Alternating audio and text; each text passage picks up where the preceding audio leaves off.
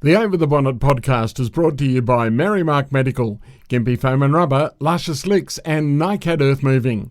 In this episode I get to chat to a retailer and promoter with a focus on energy and wellness. While Dianne Woodstock's primary focus is on her retail outlet, Magicality, she also runs lifestyle expos and retreats. She's also an avid dinosaur hunter and history enthusiast.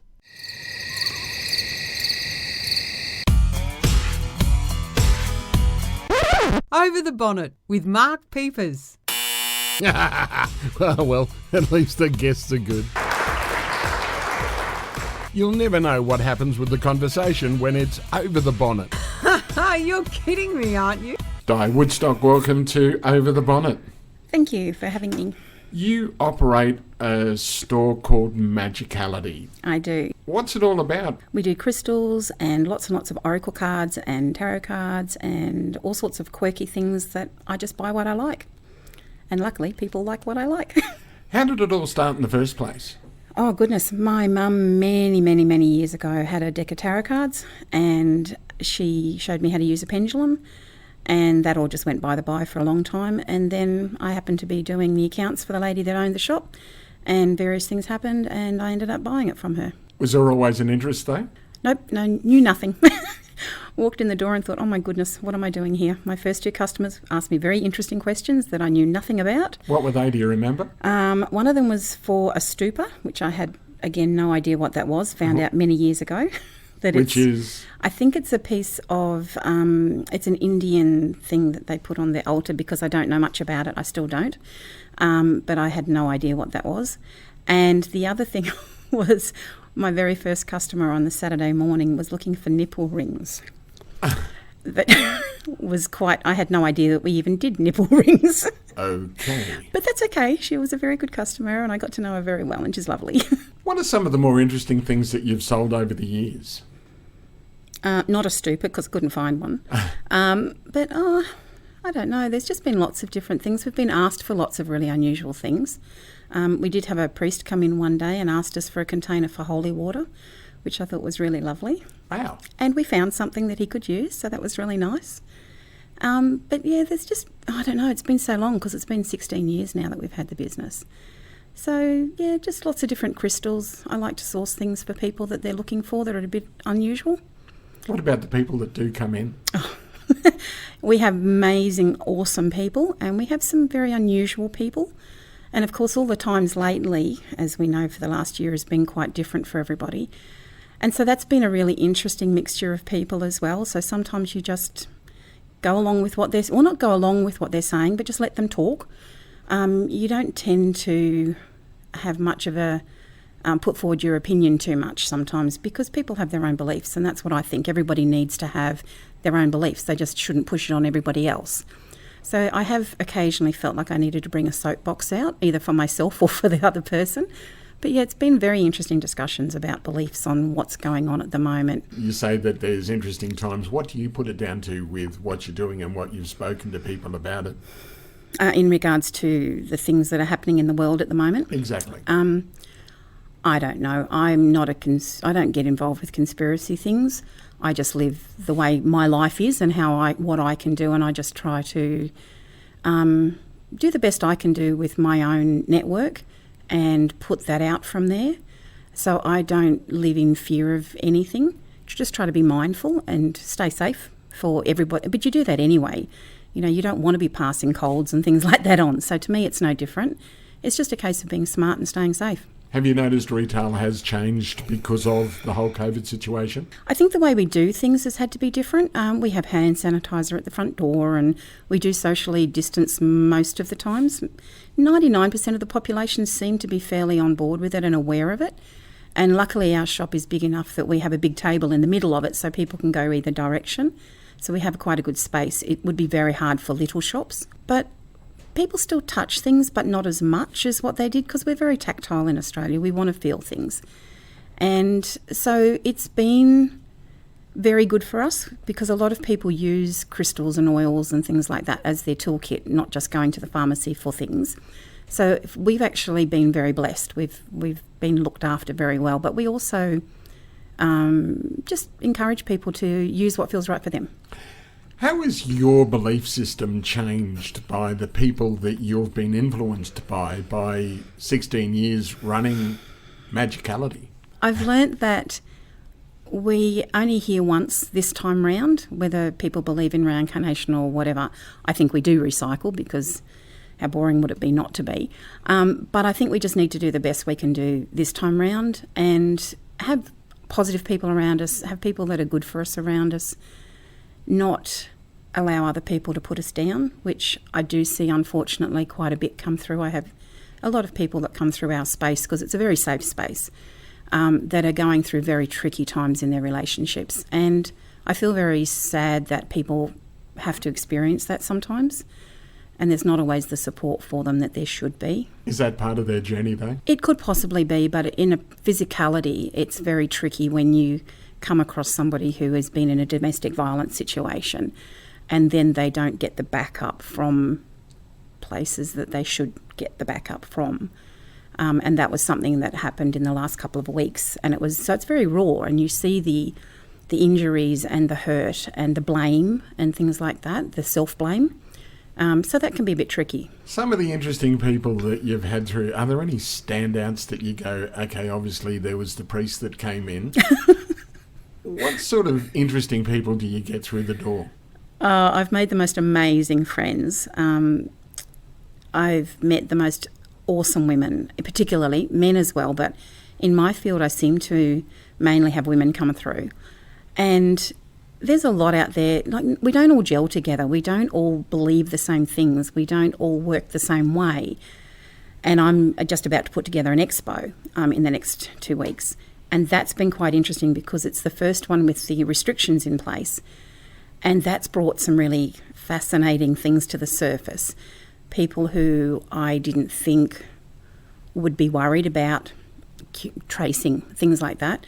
They have decided not to attend because they don't agree with tracing.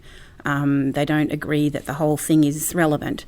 And that's fine, because it's their beliefs. But it's I've had stamping of feet a little bit, because you put a lot of work into these sorts of things and it's tricky. When you do get a lot of people through a place, how do you manage it with the COVID situation? Well, that's what we've got it in place. We haven't done one yet. The lady that's helping me out has already gone through an expo with regulations in place. So I'm very fortunate. So she knows what to look for. The venues are very organised with what they have to do. And because it comes back to them as well, they have to have that in place. And while we may or may not believe it or go with it or whatever, the fact is that's the rules. For me to run the event, I have to do that. And so I had a really beautiful email that came back to me the other day, because I wanted to make sure who was coming before I promote them, of course, because that's what you do. And this lady said that while she doesn't necessarily agree with all of the things that are in place, she ummed and ahed about whether or not what she could bring to the event was more viable than being worried about or not agreeing with the tracing, for example. So she decided that was the greater good for her to be at the event. And I thought, that's exactly how I feel. I don't really care if somebody knows that I was at Gloria Jean's for coffee last Saturday. Seriously.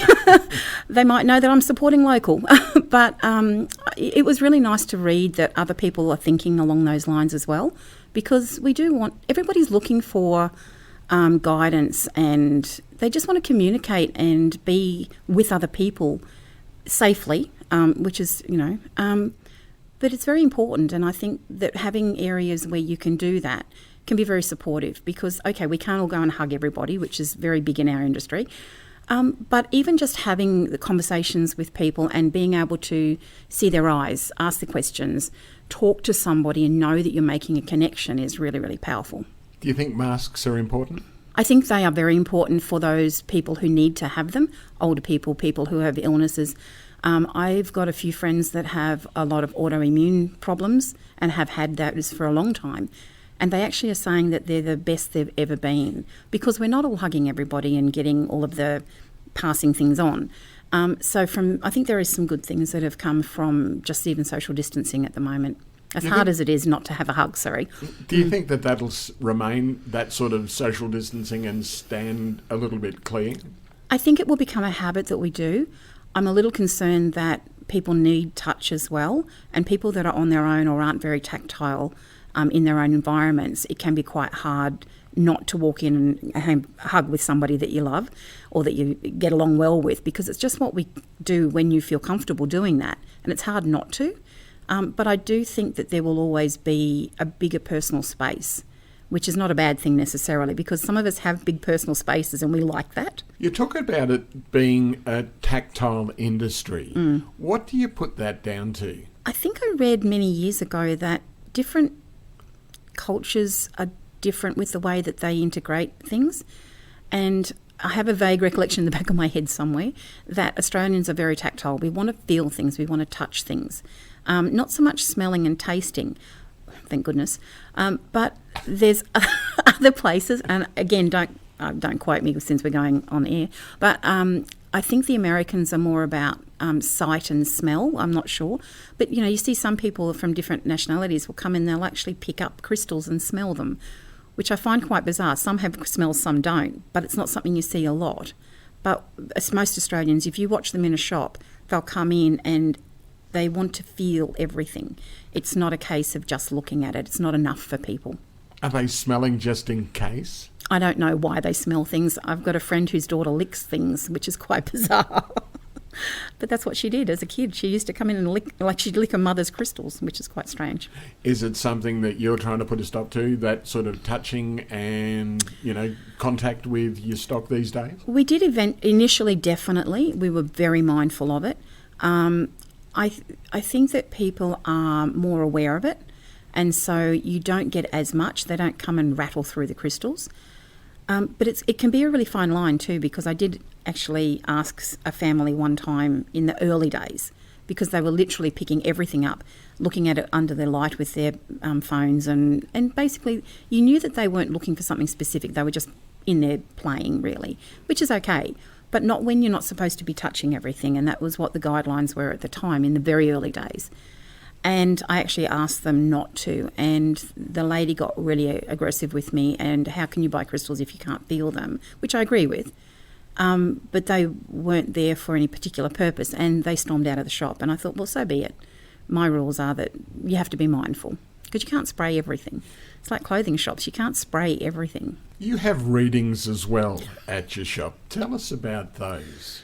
Oh, we do. I've always supported people who are amazing practitioners, and lots of people are looking for guidance, and long gone are the days where it's, am I going to marry a tall, dark, handsome man and have 3 children and win the lotto? We don't do that. You could if you wish. If your journey is to do that, feel free. Mary will have something to say about that. But anyway, so they're looking for a lot of guidance. Is that increasing now? It always is at the beginning of every year. This year's been really interesting. The ladies that are working in my shop have been very busy. And we don't play favourites. It's just, what day are you available? This is the person that's there, and see how you feel. So there's a lot of searching at the moment for direction, I think. What are they looking for? Mainly direction and confirmation if they've got an idea that is it the correct path or not. When someone's coming in for guidance these days, you must have an idea. What is the most common thing that people are looking for some sort of direction on? Often it's work, but it could be their path as well. So many people are looking to see, why are they here? What are they supposed to be doing? And I think sometimes that it's even just being a really good mother to your children, or being a good person and talking and listening to people is just as important as somebody who's out in the world. I don't know, the people who do this at multi-levels and, make it okay for people to have cards and things. That's just as important as the everyday person who can actually talk to their neighbour. I'll put you on the spot. Your belief system. Your belief system. How are you integrating these sorts of things? Because obviously you're having plenty to do with these people, and you'll get told certain things. How do you integrate that into your life? I don't really, because I just go with what feels right for me. And I think that's got to be with everybody. Yes, there's rules and regulations, and I'm definitely a rule follower. If the government says that we need to do this, then to me, you don't speed, because that's what the rules are, that you don't speed.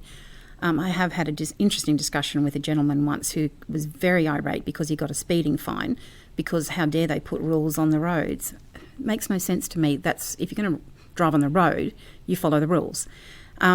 So for the integration of all of this sort of thing, yes, okay, I wash my hands like we should be doing anyway, and I do hug occasionally. I just don't hug everybody. But you're just mindful of space, and I've never liked to be in somebody's space anyway. So you just stand away a little bit, but still close enough to be able to talk and to communicate. With your interaction with all these readers, is there something that you've been told that's happened that's really rocked your world? I've got a very good friend who downloads global information, and she just checks in every now and again to see that, what's happening with us in the future or in whatever. And so it's quite nice to have confirmation from her occasionally. She'll just say, I'll see you at your 60th, or we'll see this, or we're going to be doing this together. But again, it's what it is as it is. And I believe that everything that we go through is our journey at the time, and we've preordained it, if that makes any sense. Like, we're having this discussion now, again, because we've done it. All right. You've started reading, and you're doing more of it. What got you into that then? I kind of got pushed. I've been reading with my Aura camera since 2013, I think. I bought a camera then because I just always knew I'd read, but didn't think I'd read with cards. And that was something that just happened, I suppose. And the finances happened because they're quite expensive to buy. And that was a whole story in its own right. But I could not hide behind it, but the fact is that it's scientifically proven that colours signify different things. So I could do that. And then I started pulling cards with my readings with that as well. But I write my readings, which is quite different to how most people do. And then over the years, being the face of the shop, I've often been asked for people, do you do readings? No, go and see these other people.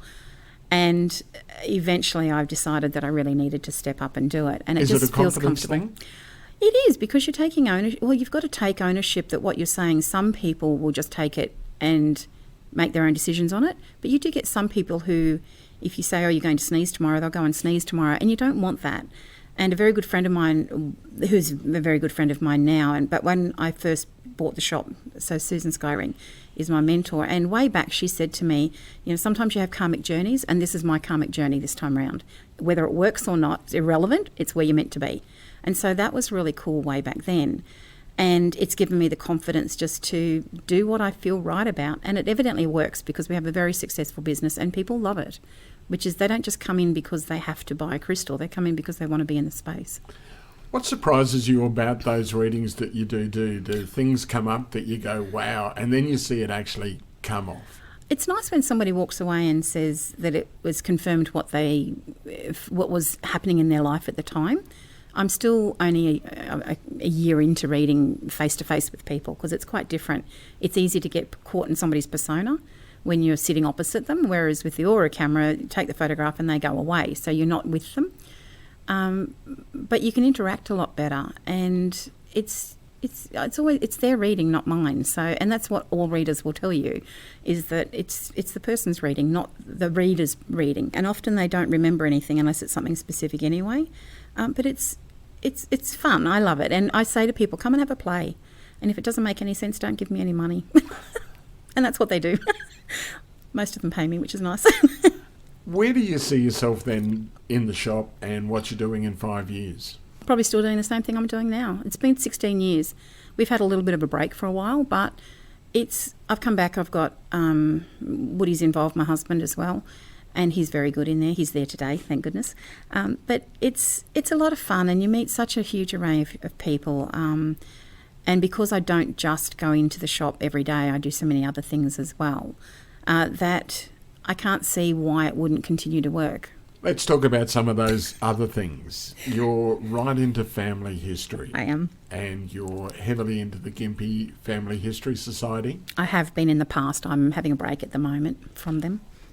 What attracted you to that, and what have you learned from that? My dad started doing family history about 35 years ago, and I was helping him back in the days where it was great big box computers and microfiche and things. And so I caught the bug, I suppose, then.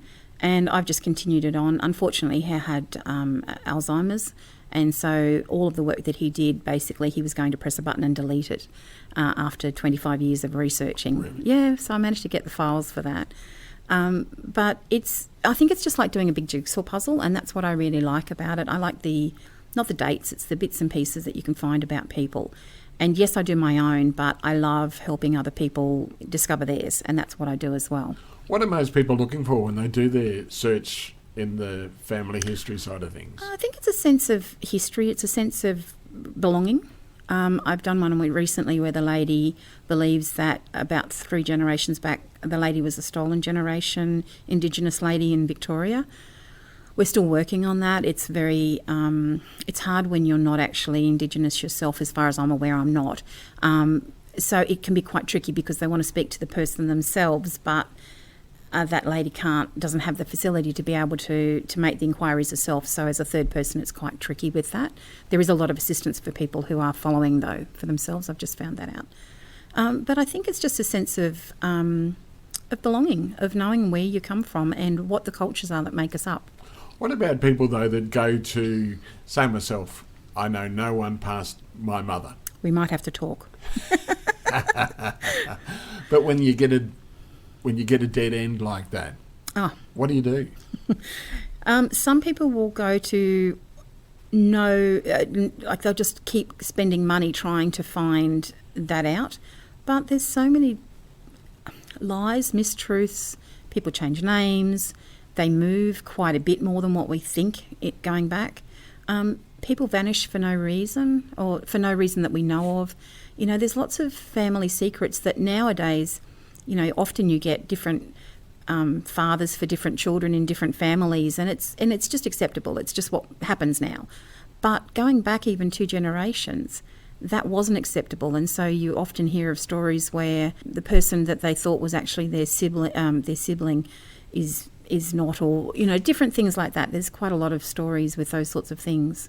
More skeletons coming out because of the internet? Yes and no. DNA, I think, is throwing up a few. I've recently found a cousin that I didn't know existed, which was really nice. How was the connection there? The lady did her DNA, and it came up as a first cousin. And I know my cousins. We have a very small family. And so that was quite interesting. So luckily for her, she managed to connect to somebody like myself who is active on my tree, on Ancestry, and also could tell her family story, whereas a lot of people have that, they find DNA connection, but then the people don't want to know about it, or they don't know about it, they say it's not true, or the person's passed, things like that. So, yeah. Do you find much of that where people don't want to know? Yes and no. It depends on how it's brought about too. Some people believe that they have the right to the information. My father was like that. So I'm still now even getting, I was approached by this man and I said, no, that's okay, he's my dad, and no, I'm not like that. So if you'd like to share, that would be lovely, but if you don't, that's fine. But I was able to share information with my cousin on my maternal side. I was able to actually supply her with a photograph of her father and things like that, which she'd never had any information on before. So even though they don't have a relationship, she is now part of our family, and we haven't met her yet, but we will. Must be pretty powerful. Oh, it is, because I feel very connected to her. She is on my Facebook, so I need to be mindful. But I'm looking forward to meeting her down the track. And it was so nice because we didn't have any cousins on my mother's side, and now we do, which is really cool. With the searching, what are the interesting things that you found out when you went through your history? Myself, I have a brick wall, definitely. I am asked a lot by very many people if I'm Indigenous. I have an Indigenous heart and a very strong connection to country, which we've talked about in the past. I haven't physically proven it yet. My DNA doesn't show anything, but that doesn't mean that it's not there. And my maternal great-grandmother, I think it is, I haven't been able to follow that story through. So if there is anywhere, that's where it'll be. And the story is that they came through from the Gin Bundaberg area and moved to Sydney. So who would know? We're still working on it. Down the track somewhere, it'll pop up. I think it's that which is interesting. I found stories about mainly on my maternal side, but down through, early, they came in as convicts. So I have a convict, which is very exciting, even though he was a silly one. He forged a wrong note. If you're going to forge a note, forge one that actually is right. What happened? From what I can gather, he just forged a note and put the wrong number on it. There wasn't a number like that in the notes. I know, an idiot. Explain. Well, he was in Ireland in 1820s, roughly. He got sent out for forgery. And I believe the story in the paper, from memory, because it's a while ago now, I've looked at it, was that he was done for forgery, but that it was actually also a note that, or a coin or whatever it was, that wasn't actually a valid number. So it's like saying that there was a $6 note, not a $5 note, from what I can gather from the story. But he got sent out, and so the story from there is that I've lost a bit of track with him as well, but he was in Sydney. What did you find out about him? Not a lot. Again, some of it can be quite tricky because names are common as well. There's a lot of other families that are following the same name, and so some of them have put different people together that I don't think are mine, but it's their research, and who's to say that I'm right and they're wrong, or the other way around. But yeah, he was in Sydney in 1840s, and he was a stonemason, which is quite interesting because you can drive along down there and see buildings that were built, and he would have been there and may have worked on them, which I find really exciting. Have you checked him out? No, because he was a stonemason. He wasn't anybody famous, or he was a strong Irish Catholic. And it was really nice because I did some research for a lady up here that is a good friend of mine, and it turned out that her family and my family were at the same church in Sydney at the same time, so they would have known each other, and that's going back into the 1840s. Must give you chills. Oh, that was awesome. That was really cool. So when you're doing these sorts of things and you found out about a convict in your ancestry, what has it taught you? Do you think do you think we keep traits along the family line? Well, I'm not a forger, so this is a good thing. We probably do. I don't really connect through very strongly to that side of the family. It was quite a disjointed family. My father's side was Scottish and English, and I probably connect more to that side. They actually came from the same place as the Endeavour was built, so that was pretty nice to find that out. So it has a really strong connection that, the first ship that came here was actually built in the place where my ancestors were living at the time. So that was quite nice. You talk about that sense of belonging, but it must make you really proud and uplifting to be able to track back and trace that far back. Yeah, a lot of people go a lot further back. I've only probably gone back to late 1780s and things like that.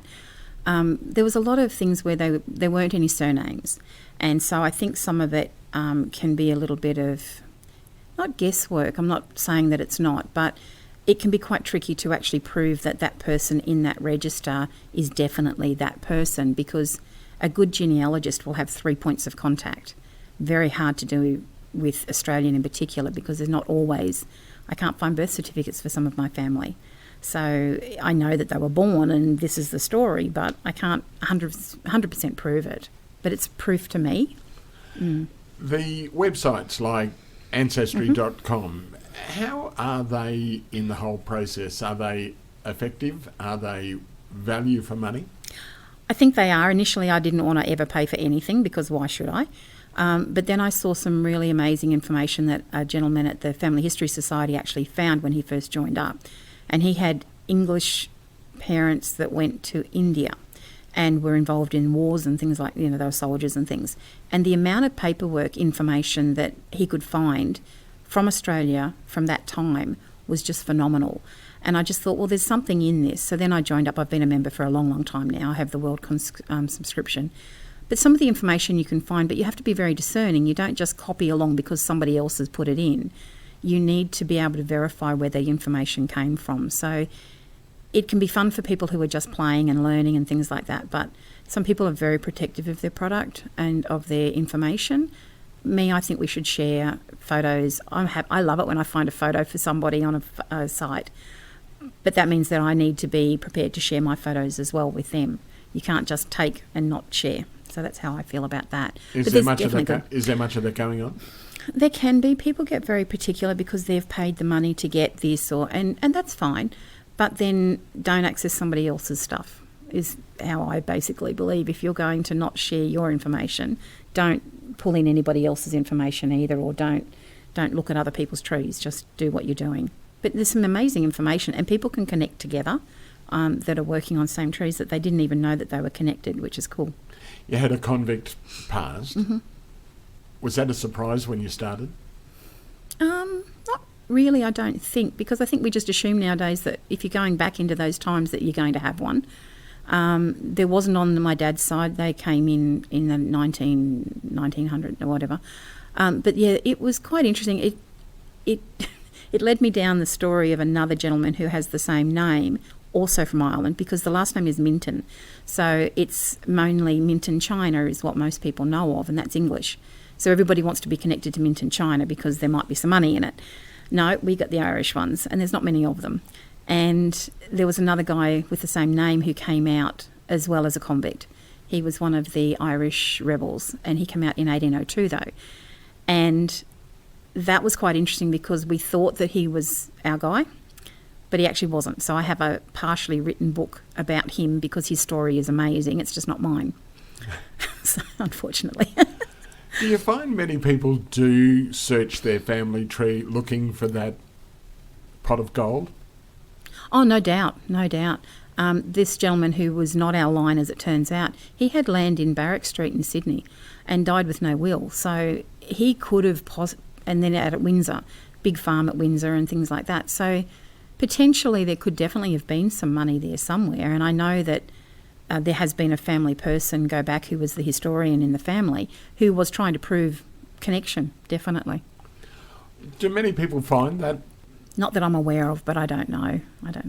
You know, as I say, people are looking for money. There's one guy I know that, can't remember, he's in rural Queensland, I think, mm-hmm. and he claims he's tied in with the royal family. Oh, okay.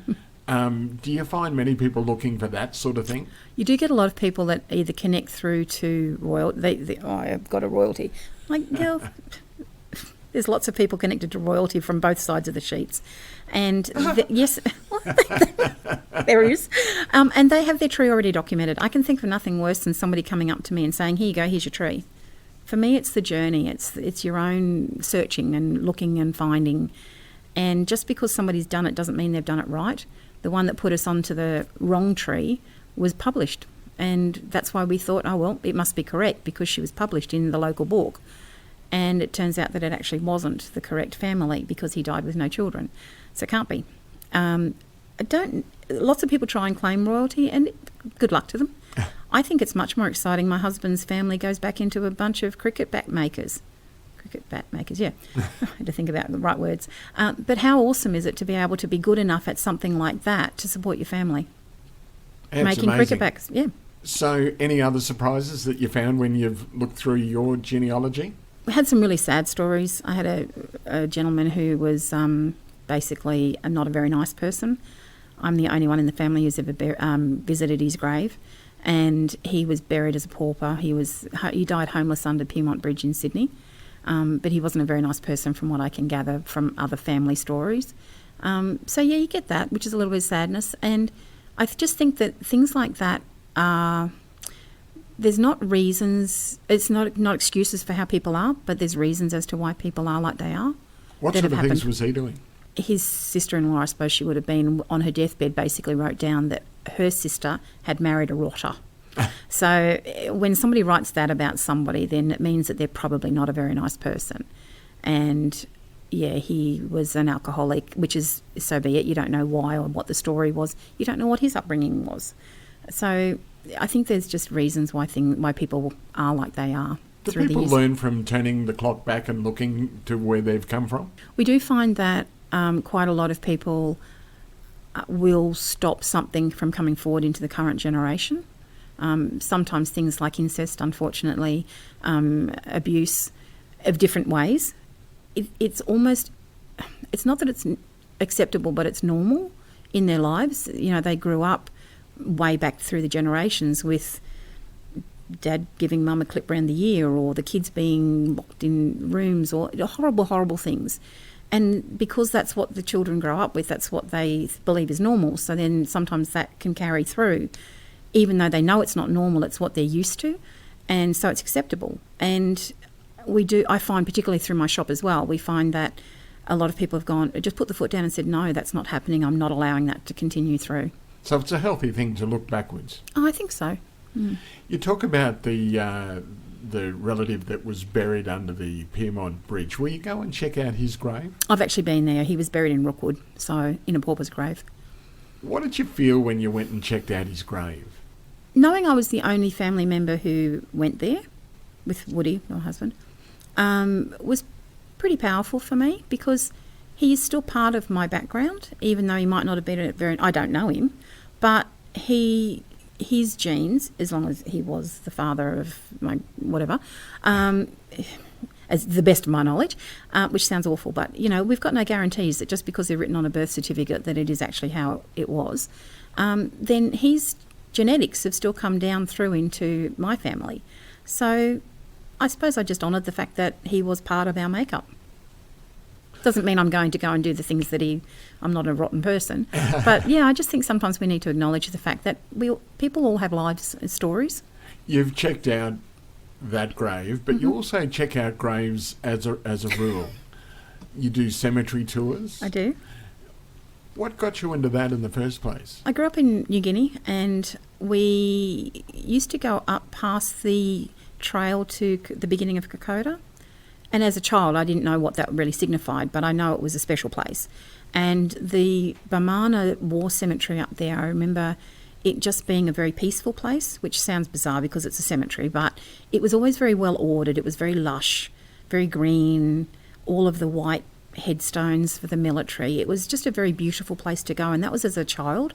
And I think that's probably what inspired me to find a fascination with it. There's lots of people that love cemeteries, and it's for the history. It's acknowledging the people that were there. What do you learn by doing these cemetery tours, and what have you learned, and what do people learn?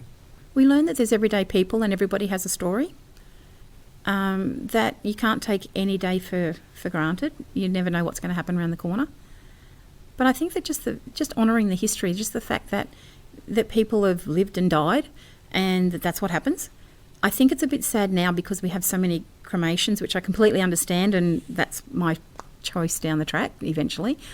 But we don't have the memorials that we had, so we're going to end up having no cemeteries eventually, I think, because there's less and less people being buried, and the headstones are getting smaller and less ornate, and nowadays they also don't have a perpetual grave site. Like before, you used to be able to you bought the grave site and that's where your family stayed forever.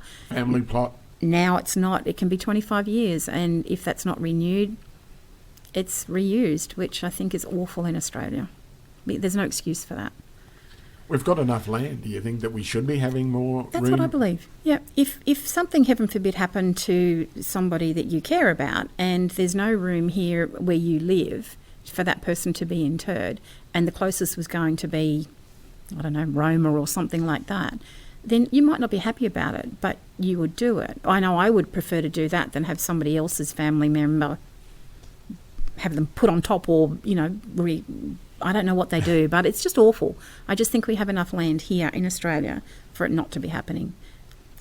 You want to be cremated. Why did Not you something I'm looking forward to, by the way. Hey, it happens. I know. It's death and taxes, as Exactly. they say. Why did you make that choice? That's an interesting one. It's not something that I think a lot about. Because but you're doing the cemetery I know. tours. It's the history, it's the history of it. And I'm hoping that I've probably, with technology and things now, my name is everywhere. It's not hard to find me. I'm just hoping that somewhere down the track that there'll be a little bit of a legacy. I've written some books and things like that. I just like people to remember me as being a nice person, really. And I don't have children, so it's not like I'm not carrying on the line. But it's for me, it's the history. I love the ornate headstones and those sorts of things. Yeah, it's not actually the burial or not, but yeah, I don't like the idea of a burial personally. Well, that's an interesting thing because you are sort of so into it. Why have you gone the other way then? Do you think that, as I say, people could come back and look at your legacy in 50 years? No, they'll be virtual by then. It still is now, actually. I don't know. It's just something that I don't have any desire for a burial. Not that I don't even want to go there, but no, I'm going to be scattered over on Fraser. Are you allowed to say that? On Fraser Island, I'm hoping. Somewhere nice, yeah. Why Fraser? I just love the trees over there. Great big apple and gophers. What's so special about Fraser Island for you? Apple and gophers. I think that's what they're called. Great big beautiful gum trees. What's your favourite place in the world? Oh, goodness. I'm fairly attached to Winton, which is a funny thing because it's a little tiny town. Well, it's not that tiny, but I love it out there. That would probably be if I was on my own, and I'm not, and if it was a different time, I would probably be living there. But I go to visit, and I love it out there. I just love the big open spaces out there. But otherwise, it would be Fraser Island under the apple and gophers. You talk about Winton. What's the attraction? Dinosaurs. All right, now there was something that we were going to move on to because it's sort of related in a way that you're looking backwards again. Is it part of your makeup to investigate? Well, I only just realised during the week that one of my family names I'm searching for is Minton, and when you Google it, it comes up with Winton, which is really cool. I only just noticed that during the week.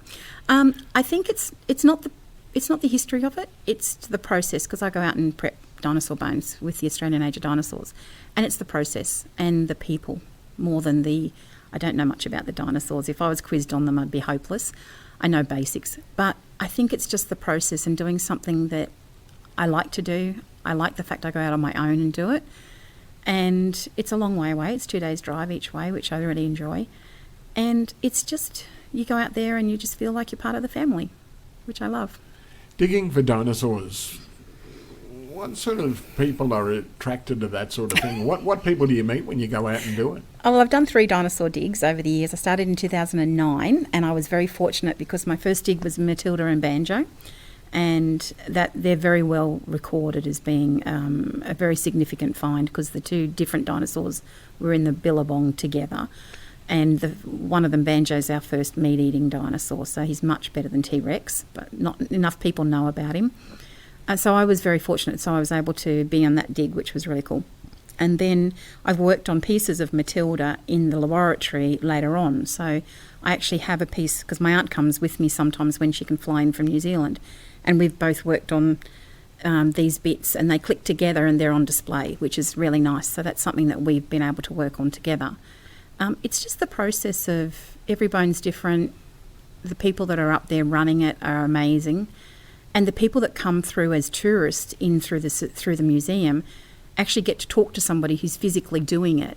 And I don't know how many times I've had people going, "Oh my God, you're from Gympie, I know you," which is really nice too, because they don't expect to see somebody out there doing that from Small where world. they come from. Oh, absolutely.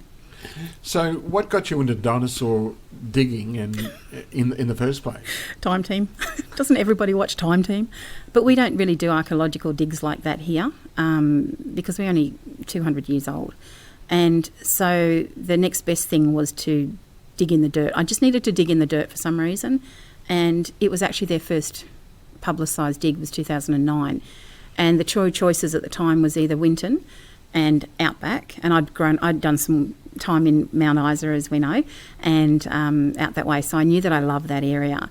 The other ones that were on offer at the time were, from memory, down in Victoria, on the shoreline, in caves, on little tiny fish. So I went to Winton because it's hot and I love it, and it's outside, and I don't do caves real well. What do you experience when you are digging for dinosaurs? What's the feeling? My very first bone that I ever found, which I actually broke, it was only a little, it's a process. It was pretty cool because you're the only person who's ever seen that before, ever. And then it's very quickly wrapped up and put away, so it doesn't come out then again until somebody's prepping it in the laboratory. It's a community thing in that there's 13 people on a dig. They do 3 a year, I think. But the first one I did, there was four ladies, I think it was, ranging in age from 65 to 80, that were all out there digging in the dirt. One of them with her gold lame shirt and her gold jewellery, and she would ask the gentlemen, the guys, "Can you empty the bucket now, please?" Everybody else is emptying their own bucket, but she's getting them to do theirs. So I just thought that was really nice, that there's these amazing women who have done archaeology as well, that are out there digging in the dirt in the middle of Australia, looking for dinosaur bones. What do you learn from the archaeologists that you're dealing with out there? that they throw mussels away. I was digging out this really lovely little shell. I thought, oh, this is cool. And he goes, oh, yeah, over the top. see many of them. They're very, very free to share their information with you. They're happy to, once you've proven that you're there all the time, not just a fly-in, fly-out person. And so you get to know them a little bit because you're spending a week with them on a dig. So I've done 3 digs, and they're all different digs, and my aunt's done 2. So I'm an official dugger now because I've done more than 1 dig. You're going back again this year in a little while. 6 weeks, but not counting. What are you looking forward to? I think it's because I have been going now since 2015 on my own, like out to do the prepping, which is what I'm doing because I'm not doing any more digs now. And I love the process. We go and we work from 9 o'clock till 4:30. You have breaks, you sit and have smoko with everybody, you're chatting about what's going on, you're talking to the people coming round that are on tours. And it's just so totally different to my everyday life here, which I love, but it's just different. And it's just something that I do every year. And if I can't do one year, it's really hard. COVID knocked it last year because I was due to go up in April and I couldn't get up there till September. So that was a very long 6 months. Back to COVID, how does it affect the digs when you're out there at the moment? I'm not sure. I don't think they did any digs last year. The laboratory was shut from April till September. My name was the first one on the list in September when they opened again. And of course they're limited with their number of people they can have come through, and they're all not-for-profit foundations, so they rely on grants and people in the door. So they've had to socially distance and do and wipe down between and all those sorts of things, which they do. It's just instead of running, I don't know, however many tours every half an hour or they've had to space them out. So, and people have to book now. So there's people that can't go out because they don't book, and then they can't get in because the tours are limited in numbers. Is it a burgeoning industry, the tourism side of it? Oh, huge. It's just so amazing to see what it's done for Outback Australia, particularly in that area. But there's lots of other ones happening as well now too around the other areas. Are there any other sites that you've gone to other than Winton to look for dinosaurs? No, I get a bit stuck where I love it out there, so that's where I go. I believe Arramanga has a really good setup as well. It's a bit more isolated, but they have the biggest dinosaur in Australia out there, which is Clancy, I think. And there's Riversley. A lot of people know about Riversley. It's a different again. They actually, I was just talking to somebody yesterday about it, they dissolve in a mild acid, I think, rather than actually prepping. So whereas we are sitting at a desk with a drill prepping rock off bone. Totally different process. You talk about that first one that you found and it broke. What happens when those sorts of accidents do occur? They should actually have dinosaurs on super glue because they super glue things together. But yeah, the process basically is that they, you dig through the clay on that particular one with probes and things like that. Then there's a concretion around the outside of the bone because the bone is softer than the rock. And that's what you're actually bringing up is the concretion. So the bone's inside it. The plan is that you don't see the bone.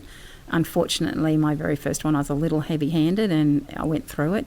But nothing that they couldn't put back together again. And sometimes they do actually break the bones so that they can realign them because the dirt's moved them so that they aren't actually aligned properly. Go through the process of the preparation that does go. Once you've found a bone, what happens? You sort of say they go through it in the lab. What happens then? Well, out on the site they put...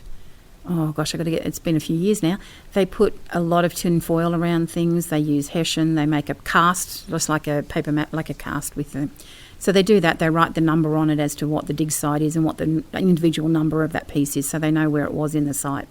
Then it gets and then they break it, or not break it off. They turn it over and do the other side. Then that gets put onto a pallet back at the laboratory. And they've got shipping containers of stuff. They can be prepping for the next 100 years and never get it all done because it's all done by volunteers. And then they'll decide on if there's something that's a little bit different. They're working on a really beautiful piece at the moment called Judy. They're trying to work on getting her finished because she's the most complete sauropod, I think, in Australia at the moment. So they work on pieces that are graded to the person's skill as well. So some people do really fine work, some people do big, bulky work. And then they just, sit you at the desk and here you go, away you go. They keep a good eye on you. There's a lot of very experienced preppers out there. And so they just come and go as they please. They've got to book in, but so they know that they're pretty on the ball. But a lot of super glue. and a lot of aldite. Because you talk about what happens to them once the bones have been prepped and they've been sorted and processed. What happens then? They write papers. Again, the scientific side of it I'm not really sure about, but they write papers and they identify them because there's such a new world in the dinosaurs in Australia that you might have 3 different, from what I gather, and I hope they're not listening, but you might get 3 different, leg bones or something like that, and they'll be from 3 different types of animals because they're different. Even though it's the same type of animal, they'll be different. It's like birds, you have emus and chickens. They've got same type of bones, but different bones, if that makes any sense. So they write papers about them and things like that and identify them professionally and scientifically and all those things. But then they actually go on display in the holotype room up there. So what you see up there is the actual bones, not copies, which is what most museums do. Do you get a real joy out of checking out, say, natural history museums?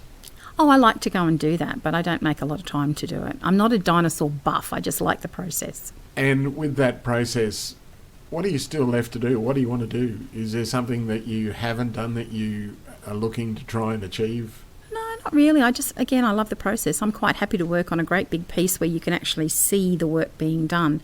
Some girls or some people up there, mainly ladies, work with really, really fine, and they're moving literally 1 grain at a time of sand, and that's great for a little while, but I like the slightly bigger pieces so you can see what you're doing. What's the biggest piece that you've found? I can't remember now because it was a long time ago, and usually it's a joint effort. Everybody's working on the same site at the same time, so it's not like you just walk along and find a bone generally. But prepping, I've worked on a really long leg bone of one of them, which was probably from the end of the table to about here, so quite a long, so you can see how tall the animal would be. And I believe there's also Mergenway. There's some in the in our area. Is that correct? That we've got some around here as well. Possibly. Somebody said that the other day as well. I don't know. I don't keep abreast of all of that. I just love Winton and go to Winton. I get tagged in lots of things because people know that I'm interested in it. So often if they've found something a bit weird or they read something, they tag me in it on Facebook, which is lovely. But it's a different type of ground, I believe. Like it was an inland sea up there, so it's a Cretaceous, I think. Oh, gosh, it's a Cretaceous. And it's actually the Winton Formation is what they are finding things in up there. So it's a very specific layer. Now, you've written a couple of books. I'm a published author. Well, tell us about those. That was for the Family History Society, and I was working with a couple of the girls up there, and we put together a series of books on Gympie's Great War. So there was 6 books, I think, written, and it's written through the eyes of the Gympie Times because it's been going since then, and it was the effect of the war on the local environment. But it's also the story of every one of those men that went, and women, not so many women, but there was 1,400 of them, I think, that all enlisted. And so it was what was going on in the paper at the times, their stories, their families, if we could find them, little adverts. Yeah, very proud of them, actually. What did you learn? That there's lots and lots of stories out there, and it's amazing how many people actually have connections to diggers that they don't know that they've got. Are you surprised by that? You found a convict in your past, and people sort of often don't know about these sorts of things. What would you say to someone that's thinking about having a look in their past? Give me a call. I love to research with people so that they can learn to do it as well. That's what I really enjoy. But I think go for it, but just don't trust everything. Just because it's easy doesn't mean it's right. Be very discerning as to what you're finding, and if you think that there's a gut instinct that it is correct, put it aside and come back to it. From now, what do you do in your spare time? You're obviously spare time. You're fairly well known in the community. What's something that you do or interests you that people don't know about? Oh gosh, I'm a pretty much open book. We built a house just recently, so I've found that I really have enjoyed the gardening process. Not that I'm a big avid gardener, but I like the fact that I've created a garden, and that most things seem to have survived and are growing, which is really nice. I do art. I've actually just had a commission, which is really exciting, for a book that's being researched at the moment here, which was very exciting. I'm very pleased that that's an option. Can you describe the process of, you say you dot? Yeah, it's funny because a lot of people assume that dotting is Indigenous. And yes, a lot of Indigenous people do it, but it's actually not solely Indigenous. It was only brought in, I think, about 70 years ago here, give or take. But there's lots of other nationalities and cultures, and I just do it because I love the formation of it. I love the process of it. It's quite meditative, and I love colour combinations. So, yes, if you've got any Marcona Joes, I'm happy to have them. So you're doing dots. Talk about the commission that you did do. What did you come up with? Oh, a very well-known gentleman in our community is researching a book on Mary Valley turtles, on the Mary River turtles, and he comes into the shop quite frequently. And he was looking at some of my work because I have a bit of my stuff in the shop. And he just said, "Oh, would you like this?" And I went, "Okay." So I went away and created what I thought the Mary River would look like in dots. And he saw it the other day and thought it looked quite nice. It's not finished yet, but it's going to have a page in his book, perhaps, which is a bit nice. Are you constantly evolving then as a person, do you think, from where you started? We all are. Everybody does. And if you're not, then why aren't you? Do things that make your heart sing. Apart from dinosaurs, cemetery tours, expos, your shop. Retreats. I run women's retreats. Okay, let's talk about those. What do you do at your women's retreats? Are they just for women? Yes, they are. Why is that? Because once you put a gentleman in the mixture, it changes the dynamics, and we focus on busy women who often don't take time out for themselves. They're running around doing work, housework, children, never ever stop and take time for themselves. So a very good friend of mine and myself, we've been doing them since 2013. We go up to Woodgate Beach, which is beautiful, and it's literally, they're called relaxing retreats, and that's what we do. We encourage them just to stop. They're not allowed in the kitchen. It's the first rule. 2 rules: out of the kitchen, and what happens on retreat stays on retreat. So they feel that they can actually talk to people, discuss stuff that might not be normally discussed at home, not running around after children or husbands or partners or whatever it might be. And we do some craft and lots of time on the beach. And sometimes they have nanny naps, which is quite lovely. And yeah, it's nice. Do you find that too many people do give too much of themselves? Definitely. And they need that? Definitely. In what way? A very wise lady said to me many, many years ago, it's fine to water everybody else, but if you don't water yourself, you can't water them. And I thought that makes so much sense. If you don't look after yourself, then how can you possibly be running around looking after everybody else, because you run out of oomph? Where do you get your oomph from? I can't sit still. That's basically what it is, I think. I just like to be doing things. I like to be planning things. I seem to be a fairly good organiser, so I just like to put together things. You do more, though, from when I first met you. The organisation and the promoter side of you seems to have really taken hold. Is that something that you planned, or is it something that's evolved? No, it just happened. I turned up, I went to an event up in Maryborough when I first bought my Aura camera, and a lady up there had put together a small event, and it was only small at the time because it was in a very small venue. And it was the first one I'd ever really been to, and I thought, that's pretty cool. And she had put a lot of work into the paperwork, and everything was dotted and crossed, and it was awesome. She just did a really, really good job. And I just said to her, it's something that I might be able to do down here. Is that okay if I use your brain and go from there? And she's like, yeah, sure. So from 2011, we started doing our expos, energy and wellbeing expos. It's changed names a few times. And so in a good year, I'll do 5. We've just been approached by ISIS RSL in Childers to maybe look at doing one up there as well. So we do Gympie, Harvey Bay and Maryborough normally. Is it a growth industry? Well, my events tend to be around the 300 people roughly, give or take. But it's a nice thing because people pay to come in the door $5 and they want to be there. So we get lots of people that come and loiter for the whole day, and they just chat to people and have a wander and a look. And I have lovely people who support us with the food. So we have fantastic ice cream, and we have a really lovely food van that comes along and a coffee van. And I tend to use the same people because I know that I can trust them to turn up. Okay, so what about people with what you're doing with your shop, with your expos? There's a lot of beliefs that you're promoting. What about people that don't believe? They don't come. But what if they do? What do you say to them? Good luck. Enjoy. I had one gentleman, because originally we called the expos energy expos.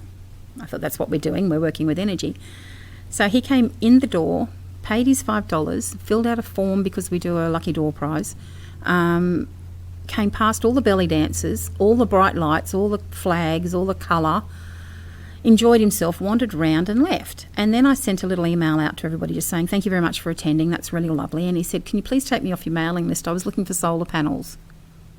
And I just thought, how can you get energy? Okay, we need to change the name.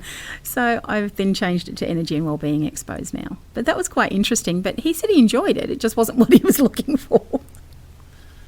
That doesn't answer your question, really, does it? It's just that if people aren't going to bother to pay $5 and come in the door if they're not interested, I don't believe. Are we looking for more these days, though, for more meaning, more purpose? Possibly. I don't know. I just chat to people. But are you finding, say, with the COVID, it's making a lot of people question their living, their way of life, how they're approaching things? Do you think that we're looking for more answers and more direction and more meaning? I think it's probably given a lot of people more time to think, to look at what actually makes them feel happy, to appreciate their family more and their friends, and to appreciate their own time and their own space a lot more. I know that a lot of people suffered very hard in isolation.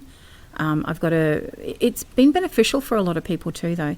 I've got a very, very good friend who doesn't do own space very well, and so she couldn't work in her environment, which was very full on, and then couldn't socialise, which she's very good at, and various other things. So she basically sat at home for 2 weeks on her own, or not on her own, but in her own space, and may have had 1 or 2 drinks, and wasn't very well, and found that she had a kidney infection.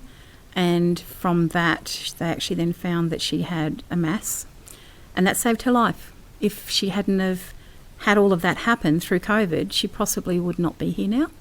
And that's been a blessing for all of us. And as you can see, it affects me very strongly. It's my first girlfriend with issues. So there has definitely been good things have come out of all of this weirdness as well. I equate it to being a boat in that there's a lot of fear out there, still even now, not as much here, thank goodness, but in the early days there was a lot of fear. And I think it's like a whale boat, you know, when you're on a whale boat and you're going whale watching. And so everybody's looking very quickly to see where's the whale, and then suddenly it's like, oh, it's over there. So you go over to that side of the boat to look at that whale, and it tilts the boat a little bit because everybody's on one side. And so it lets all this, to me, it sort of just lets that weird stuff come out. And I think that's what happened a lot with COVID, is that it just, because so many people were running in fear or judgment or misunderstanding, lack, there was a lot of lack happened, that it just the fear allows for a bit of ickiness to come out. It's the only word I can use. Fear is very debilitating for a lot of people because it throws everything out of normal. They don't know what normal is anymore. And to move to a new normal is very hard for a lot of people. Was there an underlying fear anyway in society? Possibly, I don't know. I don't get caught in it. I don't fear much, so I don't look at that. I don't fear people. I don't fear things. Fear's not a big thing, not a big part of my life, so I don't tend to attract people that are fearful. Well, let's just hope that you continue to attract the right sort of people. Always. Into your shop, into your expos, into your retreats. It's been an absolute pleasure to spend some time with you, and thanks for joining us over the bonnet, Dianne Woodstock. Thank you for having me. This podcast is brought to you by Merrimark Medical. Merrimark Medical is your local medical practice in Gympie, specialising in quality family medical care. Are you always sick? Ranging from acute medical issues to management of long-term chronic conditions. When you need to get better, even if you have complex health problems, get the right diagnosis with Merrimark Medical. Contact Merrimark Medical in Gympie on 54811 873 or find them at 18 Young Street. The podcast is also brought to you by Gympie Foam and Rubber, your local store that specialises in foam cut to size. They've got all sorts of good stuff like upholstery and craft foam, even loose fitting foam. The shop is packed with things like mattresses and pillows. Not so squeezy. Now, they'll help you get down and dirty and save your feet with rubber flooring and mats, anti-fatigue matting, and they have industrial mats and rubber. If they don't have it, Andrew will get it in for you. Plus, for Over the Bonnet listeners, mention the show and ask for your discount, and you'll receive 10% off the price. That's right, 10%. Only for Over the Bonnet listeners when you mention the show, and you have to ask for your discount. That's at Gympie Foam and Rubber.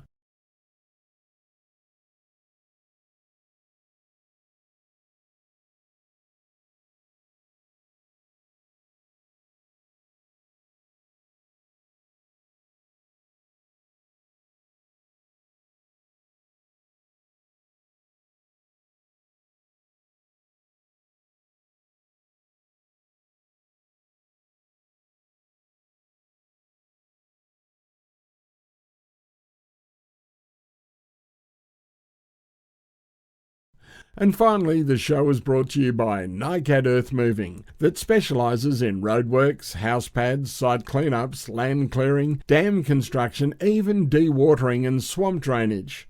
I didn't even know you could do that. They have a 140H grader, which is big, and their Positrack Bobcat is also huge. There's a D65 dozer, 3 excavators for hire, including a 20-tonne, 8-tonne and a 2.5-tonne. Plus, they provide side truck hire and even have a roller and a water truck. So contact Carl Dakin at NICAD Earth Moving on 0488 228806 and the earth will move for you.